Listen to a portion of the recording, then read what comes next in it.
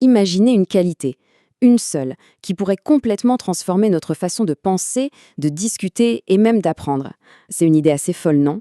Eh bien, aujourd'hui, on plonge au cœur de ce concept tiré du livre L'humilité intellectuelle, et on va voir que c'est une vertu devenue carrément essentielle dans notre monde de plus en plus complexe. Mais alors, concrètement, quand on entend les mots humilité intellectuelle, qu'est-ce qui nous vient à l'esprit? Pour beaucoup, ça sonne un peu comme une faiblesse, ou peut-être un manque de conviction, de certitude. Mais et si c'était tout l'inverse? Et si ces préjugés nous empêchaient en fait de vraiment progresser? Allez, on va déconstruire ces mythes. L'idée que c'est une faiblesse. En réalité, c'est une force immense. On pense que c'est de l'indécision? Pas du tout. C'est une ouverture d'esprit, une porte ouverte à l'apprentissage. Ça ressemble à un manque de confiance? C'est tout le contraire. C'est le signe d'une relation saine, adulte, avec ce qu'on sait. Bref, ce n'est vraiment pas de l'autodénigrement, c'est plutôt un outil super puissant pour s'approcher un peu plus de la vérité. D'accord. Alors, si ce n'est rien tout ça, qu'est-ce que c'est au juste l'humilité intellectuelle? On va essayer de définir ce concept parce que sa vraie signification est bien plus profonde et intéressante qu'on l'imagine. Le cœur du sujet, c'est vraiment cette idée de relation saine avec nos propres idées. Ça veut dire quoi?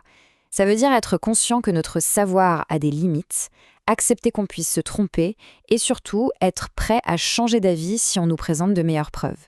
Ce n'est pas du tout un effacement de soi, c'est plutôt un signe de grande souplesse et d'honnêteté intellectuelle. Et attention, il y a un point crucial à comprendre ici. Il ne s'agit pas de douter de tout en permanence. On peut et on doit avoir des convictions fortes tout en étant intellectuellement humble. En fait, c'est trouver ce point d'équilibre, ce juste milieu, entre l'arrogance de celui qui pense tout savoir et la fragilité de celui qui n'ose jamais rien affirmer. C'est un équilibre, pas un vide. Bon, si cette qualité est si bénéfique, pourquoi est-ce qu'elle est si rare? Pourquoi est-ce si difficile? La réponse, elle est fascinante. Pour la trouver, il faut aller voir du côté des pièges que notre propre cerveau nous tend en permanence. Et voilà le cœur du problème.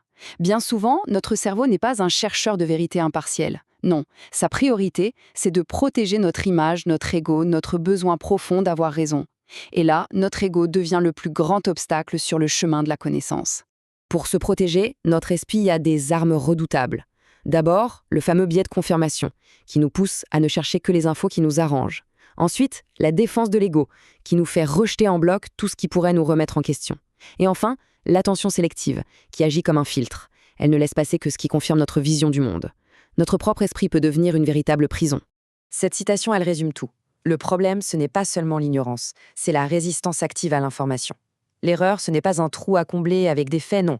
C'est un mur que notre esprit construit pour se protéger. Du coup, l'humilité intellectuelle, ça demande plus que de l'intelligence. Ça demande du courage et une sacrée conscience de soi. La bonne nouvelle dans tout ça, c'est que l'humilité intellectuelle, ce n'est pas un don qu'on a ou qu'on n'a pas. Pas du tout. C'est un muscle mental. C'est une compétence qui se travaille, qui s'entraîne. Alors concrètement, comment on fait? Il y a plusieurs pistes. La première, c'est l'éducation. Apprendre comment notre propre cerveau nous joue des tours, connaître ces fameux biais pour mieux les repérer. Ensuite, le dialogue, chercher activement des gens qui ne pensent pas comme nous et discuter avec respect. Il y a aussi l'autoréflexion, c'est-à-dire prendre le temps d'analyser comment on pense. Et enfin, l'exposition, s'ouvrir au monde, à d'autres cultures, à d'autres points de vue. C'est le meilleur antidote à la certitude aveugle. Mais au fond, tout ça peut se résumer à un test ultime. Une question toute simple mais incroyablement difficile. Est-ce que je peux dire, sincèrement, les mots « j'avais tort ». Cette capacité à admettre son erreur sans que ce soit vécu comme une attaque personnelle, c'est probablement la preuve la plus pure de l'humilité intellectuelle. Pour conclure, il est vraiment essentiel de changer notre regard sur cette vertu. On la voit trop souvent comme une faiblesse, alors qu'en réalité, c'est une forme de puissance. Une puissance rare et précieuse, surtout dans un monde aussi bruyant et polarisé que le nôtre. Parce que, soyons clairs, le but n'est pas de devenir une coquille vide, sans opinion.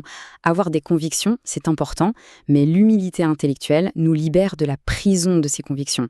Elle nous permet de posséder nos opinions sans que ce soit elles qui nous possèdent en retour. Et cette phrase, c'est peut-être la clé de tout. Être humble intellectuellement, ce n'est pas de ne pas avoir d'avis, c'est en avoir un, le défendre, mais garder la porte ouverte, toujours. Accepter qu'il puisse être imparfait. C'est toute la différence entre la confiance et le dogmatisme. Et croyez-moi, dans le monde d'aujourd'hui, cette différence, elle est plus importante que jamais.